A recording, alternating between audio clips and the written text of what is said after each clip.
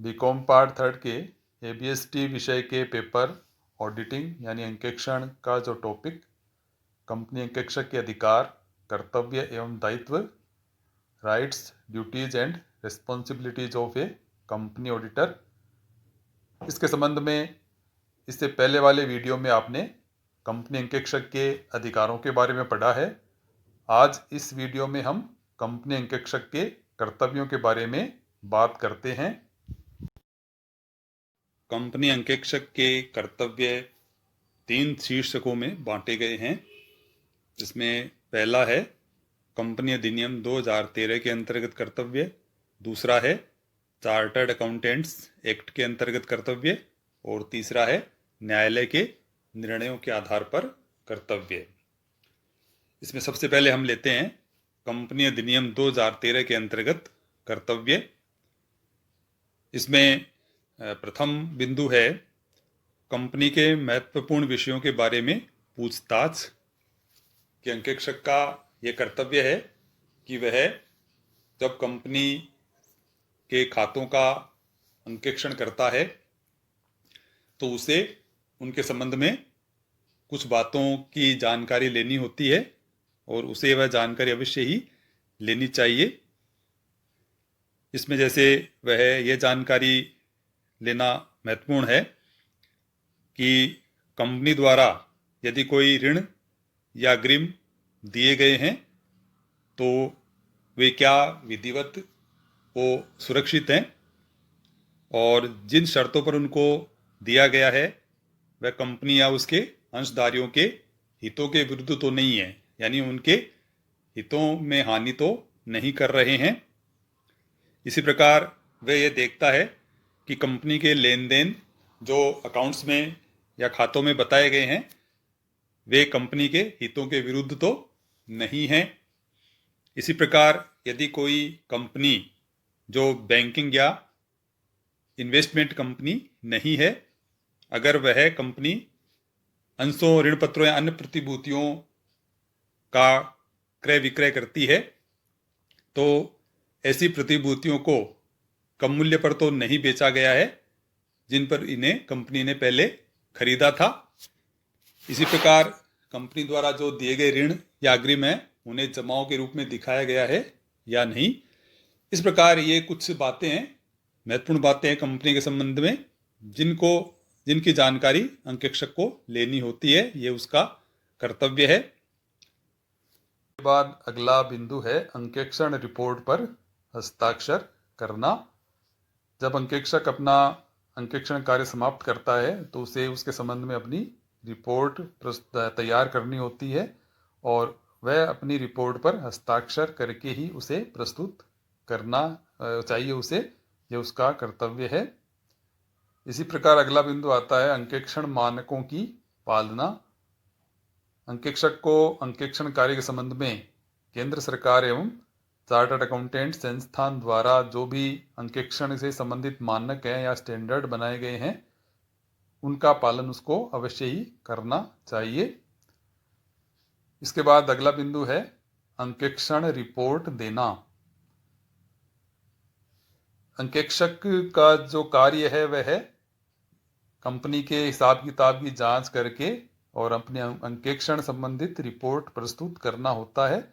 तो ये उसका कर्तव्य कार्य यही होता है और ये उसका कर्तव्य भी है कि वह अपनी अंकेक्षण रिपोर्ट है वह तैयार करके प्रस्तुत करे। इसके बाद है कपटों की रिपोर्टिंग। यदि अंकेक्षक को यह विश्वास है कि कंपनी के अधिकारियों या कर्मचारियों द्वारा कंपनी में कोई कपट या कोई अपराध किया गया है या किया जा रहा है तो वह तुरंत मामले की सूचना केंद्र सरकार को देगा और यह सूचना एक जो निर्धारित समय है उसमें ही केंद्र सरकार को तुरंत उसको देनी होती है। यदि वह इसका उल्लंघन करता है तो उसे उसके लिए दंडित भी किया जा सकता है। इसके बाद है मर्यादित और नकारात्मक रिपोर्ट में कारण का वर्णन। अंकेक्षण की जो रिपोर्ट होती है वह 2 प्रकार की होती है, स्वच्छ रिपोर्ट और मर्यादित रिपोर्ट। स्वच्छ रिपोर्ट है, अंकेक्षण को अपनी जो अंकेक्षण रिपोर्ट है उसमें 5 बातों का उल्लेख करना होता है। उन 5 बातों के संबंध में, उन 5 पॉइंट्स के बारे में अगर वह संतुष्ट है तो वह रिपोर्ट स्वच्छ कहलाती है। और यदि उन 5 बिंदुओं में किसी के बारे में उसे कोई असंतुष्टि है तो वह रिपोर्ट है मर्यादित रिपोर्ट कहलाती है। और उसमें जो वह कारण लिखता है वह नकारात्मक रिपोर्ट में उल्लेख हो जाता है उसका, और ऐसी रिपोर्ट है वो मर्यादित रिपोर्ट कहलाती है। तो जिन बातों के संबंध में उसे असंतुष्टि है उनका स्पष्ट विवरण उसे अपनी रिपोर्ट में बताना चाहिए, यह उसका कर्तव्य होता है।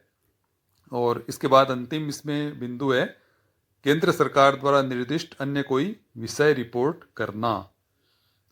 यदि केंद्र सरकार कोई विशेष रूप से अंकेक्षक को किसी विशेष व्यवस्था के बारे में या विशेष किसी कार्य के संबंध में कोई रिपोर्ट देनी है तो उसके संबंध में उसे केंद्र सरकार को रिपोर्ट प्रस्तुत करनी होती है।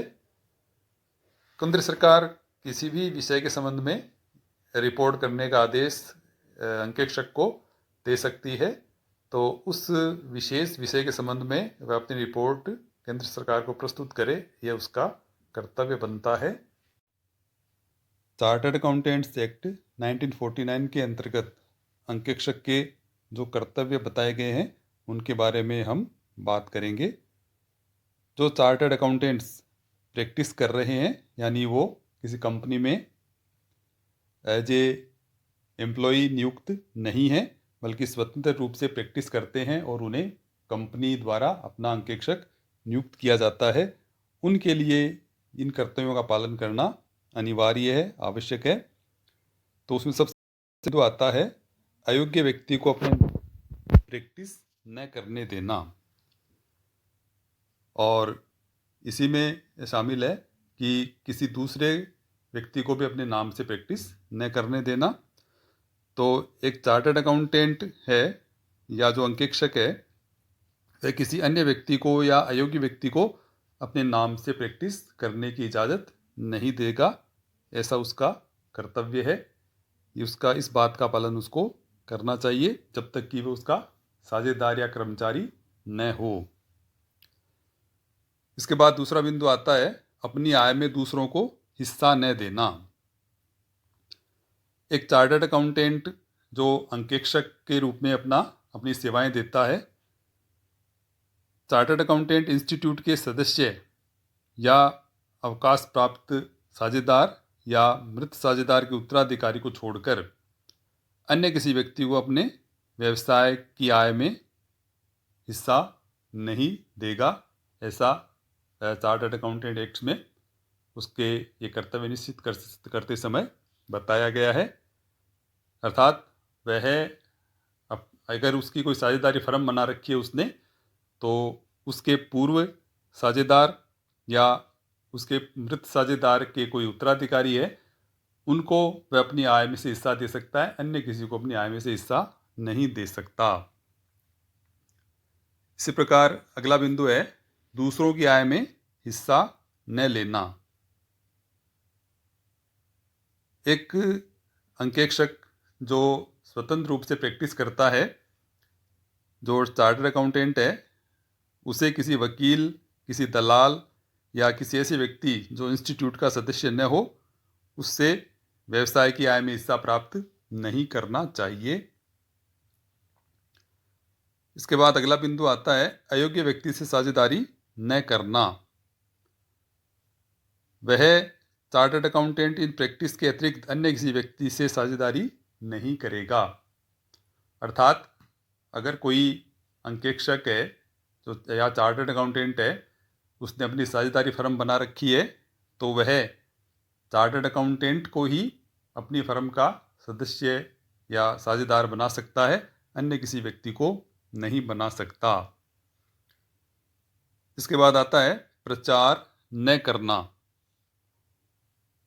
एक चार्टर्ड अकाउंटेंट के लिए प्रचार करने पर प्रतिबंध लगाया गया है कि वह अपने व्यवसाय के लिए विज्ञापन आदि नहीं कर सकता। इसी प्रकार अगला बिंदु है पिछले अंकेक्षक को सूचित करना। यदि वर्तमान में जो अंकेक्षक है वह ऐसा पद स्वीकार करता है जिस पर पहले से कोई अन्य चार्टर्ड अकाउंटेंट या अंकेक्षक कार्य कर रहा है, तो उसे वह पद स्वीकार करने से पूर्व पहले वाले चार्टर्ड अकाउंटेंट को या अंकेक्षक को सूचित करना चाहिए। अर्थात उसे किसी दूसरे अंकेक्षक की जगह नियुक्त किया जा रहा है तो पूर्ववर्ती अंकेक्षक को इसकी सूचना उसको देनी चाहिए कि मुझे इस पद पर अब नियुक्ति दी जा रही है। यह उसका कर्तव्य बनता है। इसके बाद अगला बिंदु आता है लाभ पर आधारित फीस स्वीकार न करना। एक अंकेक्षक है, वह कंपनी से व्यवसाय के लाभ के रूप में अपनी फीस स्वीकार नहीं कर सकता है। यह उस पर प्रतिबंध है, इसे उसका पालन करना चाहिए। फिर इसके बाद अगला बिंदु आता है प्रतिस्पर्धा न बढ़ाना। वह ऐसे पद को जिस पर कोई चार्टर्ड अकाउंटेंट पहले से ही कार्य कर रहा है, ऐसी परिस्थितियों में स्वीकार नहीं करेगा जिससे प्रतिस्पर्धा बढ़े। यानी अपने जो उसका पेशा है तो अपने पेशेवर साथी के साथ उसे कोई प्रतिस्पर्धा नहीं करनी है, यह उसका कर्तव्य बनता है। इसी प्रकार अगला बिंदु है अनाधिकृत व्यक्तियों को हस्ताक्षर न करने देना। वह अपने साझेदार, जो उसकी फर्म के साझेदार हैं, के अतिरिक्त अन्य किसी व्यक्ति को लाभ हानि खाते एवं चिट्ठे में अपनी ओर से हस्ताक्षर करने की अनुमति नहीं देता है, यह उसका कर्तव्य है। इसी प्रकार अगला बिंदु आता है नियोक्ता की सूचनाओं को गुप्त रखना। एक अंकेक्षक को व्यवसाय से संबंधित बहुत सारी गोपनीय जानकारियां होती हैं, तो उसे अपने नियोक्ता की सूचनाओं को गुप्त रखना चाहिए। किसी अन्य व्यवसायी या अन्य प्रतिस्पर्धी जो उसका है उसके सामने ऐसी गुप्त सूचनाओं को प्रकट नहीं करना चाहिए। फिर अगला बिंदु आता है बिना जांच के प्रमाण पत्र नहीं देना।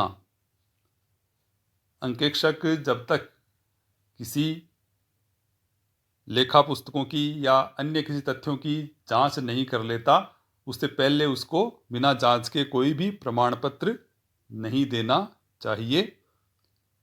और इसके बाद अगला बिंदु आता है सारभूत तथ्यों को प्रकट करना। एक अंकेक्षक को अपने अंकेक्षण कार्य के दौरान जांच के समय आर्थिक विवरण में कोई सारभूत मिथ्या कथन नजर आता है तो वह उसका प्रतिवेदन में उल्लेख करेगा, ऐसी उससे अपेक्षा की जाती है। इसके बाद अगला बिंदु है लापरवाह न होना। एक अंकेक्षक को अपना कार्य पूर्ण चतुराई से और अधिकतम ध्यान रखते हुए करना चाहिए, उसे लापरवाह नहीं होना चाहिए, वरना कोई भी सारभूत तथ्य या कोई भी गड़बड़ी कपट है वो छिपा हुआ रह सकता है। इस प्रकार ये कुछ कर्तव्य हैं जो चार्टर्ड अकाउंटेंट्स एक्ट 1949 के अंतर्गत अंकेक्षक के लिए बताए गए हैं। चार्टर्ड अकाउंटेंट एक्ट के अंतर्गत दिए गए कर्तव्यों के बाद अब जो अगला प्रकार है वह है न्यायालय के निर्णयों के आधार पर कर्तव्य है।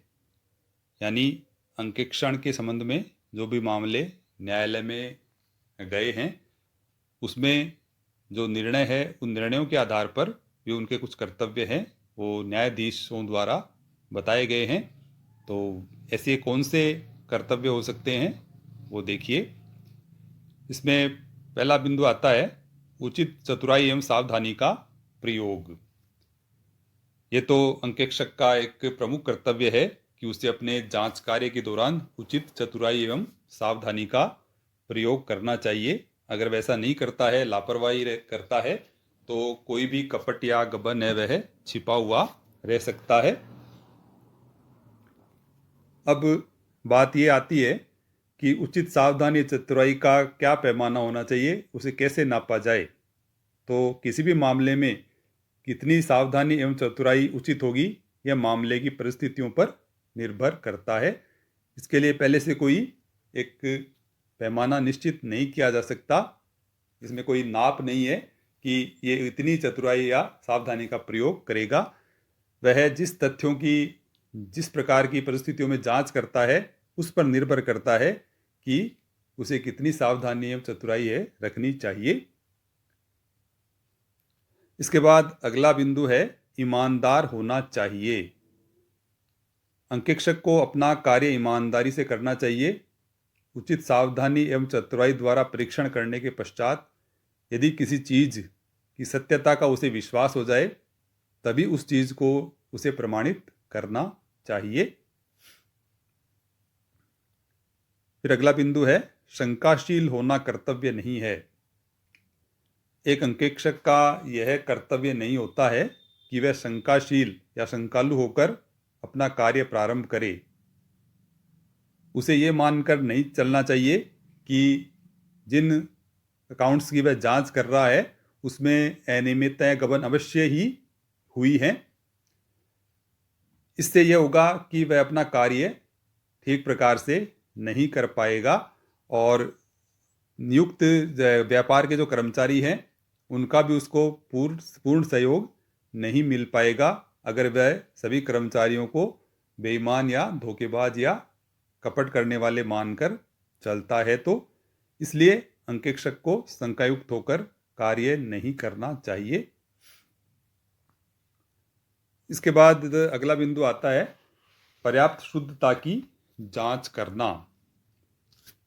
अंकेक्षक के लिए इतना ही पर्याप्त नहीं होता है कि वह हिसाब किताब व बैलेंस शीट की केवल गणित संबंधी शुद्धता की जांच करे, बल्कि उसे यह भी देखना होता है कि जो बैलेंस शीट है वह व्यापार की सही आर्थिक स्थिति को प्रकट करता है या नहीं करता। इसके बाद अगला बिंदु है सत्यता की गारंटी देना कर्तव्य नहीं है। एक अंकेक्षक है वह गारंटी नहीं दे सकता कि जिन खातों की वह जांच करता है वह पूर्ण रूप से सत्य हैं।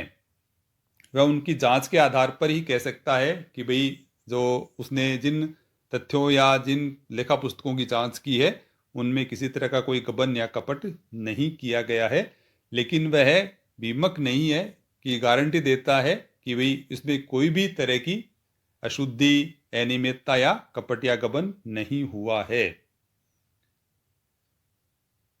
इसके बाद अगला बिंदु है सलाह देना अंकेक्षक का कर्तव्य नहीं है। एक अंकेक्षक का यह कर्तव्य नहीं होता कि वह व्यवसाय की प्रगति के लिए सुझाव दे। व्यवसाय को ठीक ढंग से चलाया जा रहा है या नहीं, इस बात को देखना अंकेक्षक का कार्य नहीं होता है। इसी प्रकार अगला बिंदु है स्पष्ट सूचना देना। एक जो अंकेक्षक है उसे अपने जो भी जांच है, जांच कार्य है, उसके संबंध में स्पष्ट सूचनाएं अपने जो भी नियोक्ता है उनको देनी चाहिए। किसी भी बात को छिपाना नहीं चाहिए। और एक अंतिम बिंदु इसमें आता है अंकेक्षक को रखवाली करने वाले कुत्ते के समान होना चाहिए, शिकारी कुत्ते के समान नहीं। अंकेक्षक को रखवाली करने वाले कुत्ते के समान होना चाहिए, शिकारी कुत्ते के समान नहीं। यह कथन 1896 में जस्टिस लोप्स ने किंगस्टन कॉटन मिल्स केस में किया था। इस केस में कंपनी के लाभों को स्टॉक की मात्रा व मूल्य बढ़ाकर कृत्रिम तौर पर बढ़ा दिया गया था और अंकेक्षक ने इस बात को सत्यापित कर दिया था। उसने ये नहीं देखा कि भाई स्टॉक की मात्रा को बढ़ाकर या उसके मूल्य को बढ़ाकर लाभ को कृत्रिम रूप से बढ़ाया गया है। उसने मैनेजर द्वारा दिए गए प्रमाण पत्र यानी स्टॉक के संबंध में जो भी प्रमाण पत्र मैनेजर ने दिया उस पर विश्वास कर लिया। तो यहाँ पर जो न्यायाधीश है उसने ये कहा कि भाई अंकेक्षक तो रखवाली करने वाला कुत्ता है, कि कुत्ते के समान है, वह शिकारी कुत्ते के समान नहीं है।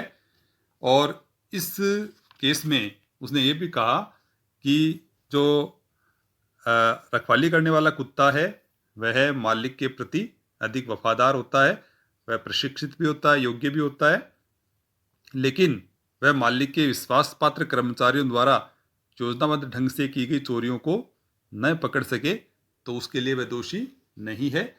क्योंकि जो रखवाली करने वाला कुत्ता है उसके मालिक के आसपास रहने वाले जो भी व्यक्ति होंगे वह उन पर भौंकता नहीं है, बल्कि उनसे दोस्ताना व्यवहार करता है। इसलिए ये कथन कहा गया है कि अंकेक्षक है उसने कंपनी के विश्वास पात्र कर्मचारियों के प्रमाण पत्र पर विश्वास किया, इसलिए वह इसके लिए दोषी नहीं ठहराया जा सकता। तो इस प्रकार से ये न्यायालय के निर्णयों के आधार पर अंकेक्षक के कुछ कर्तव्य बताए गए हैं, जो विभिन्न केसों पर आधारित न्यायाधीशों ने जो निर्णय दिए उसमें से लेकर बताए गए हैं। धन्यवाद। अंकेक्षक को रखवाली करने वाले कुत्ते के समान होना चाहिए, शिकारी कुत्ते के समान नहीं। ये जो बिंदु है कर्तव्य के रूप में, यह दरअसल एक केस के संबंध में न्यायाधीश द्वारा दिए गए निर्णय में से लिया गया है और ये उस न्यायाधीश के द्वारा ही बोला गया कथन है। यह केस 1896 में किंगस्टन कॉटन मिल्स से संबंधित है। इस कंपनी के लाभों को स्टॉक की मात्रा व मूल्य को बढ़ाकर कृत्रिम तौर पर बढ़ा दिया गया था। अंकेक्षक ने स्वयं स्टॉक का सत्यापन यानी वेरिफिकेशन न कर मैनेजर द्वारा दिए गए प्रमाण पत्र पर विश्वास किया। अब न्यायालय के सामने ये प्रश्न था कि यदि अंकेक्षक स्टॉक की विस्तार से जांच न करके मैनेजर के प्रमाण पत्र पर विश्वास करता है तो क्या वह लापरवाही का दोषी है। तो इस संबंध में न्यायाधीश लोप्स ने ये बात कही थी। इसके अनुसार यदि अंकेक्षक नियोक्ता के विश्वास पात्र कर्मचारियों द्वारा योजनाबद्ध ढंग से किए गए कपट या गबन को नहीं पकड़ पाता है तो वह उसके लिए उत्तरदायी नहीं ठहराया जा सकता।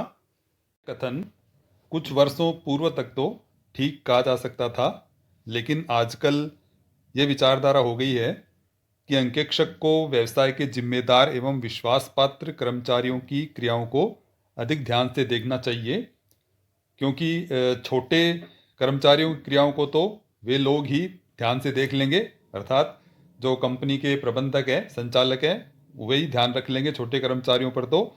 और जो छोटे कर्मचारी हैं उनके द्वारा किए गए गबन या अनियमितताएं भी बहुत ही छोटी होंगी, लेकिन इन बड़े कर्मचारियों से अंशधारियों या कंपनी की रक्षा कौन करेगा। इन लोगों के द्वारा किए गए गबन या कपट भी असाधारण होंगे, यानी बड़ी मात्रा में और बड़े अमाउंट के हो सकते हैं। इसलिए अंकेक्षक को चाहिए कि वह छोटे कर्मचारियों द्वारा अशुद्धियों की संभावना के प्रति और बड़े कर्मचारियों द्वारा गबन या कपट की संभावना के प्रति अधिक ध्यान दे। यहाँ पर इस कथन का मतलब ये भी नहीं होता कि अंकेक्षक हमेशा रखवाली करने वाला कुत्ता ही बना रहे, कभी वो शिकारी कुत्ते का रूप धारण नहीं करे। यहाँ पर सामान्य परिस्थितियों में वह रखवाली करने वाले कुत्ते के समान कार्य करेगा, लेकिन यदि उसे अनियमितता या गबन का आभास हो जाता है तो फिर उसे शिकारी कुत्ते का रूप धारण कर लेना चाहिए और तब तक उसको चैन नहीं लेना चाहिए, तब तक कि वह उस कपट या गबन को पकड़ नहीं ले। इस प्रकार से ये कुछ कर्तव्य हैं वो न्यायालय के निर्णयों के आधार पर बताए गए हैं। धन्यवाद।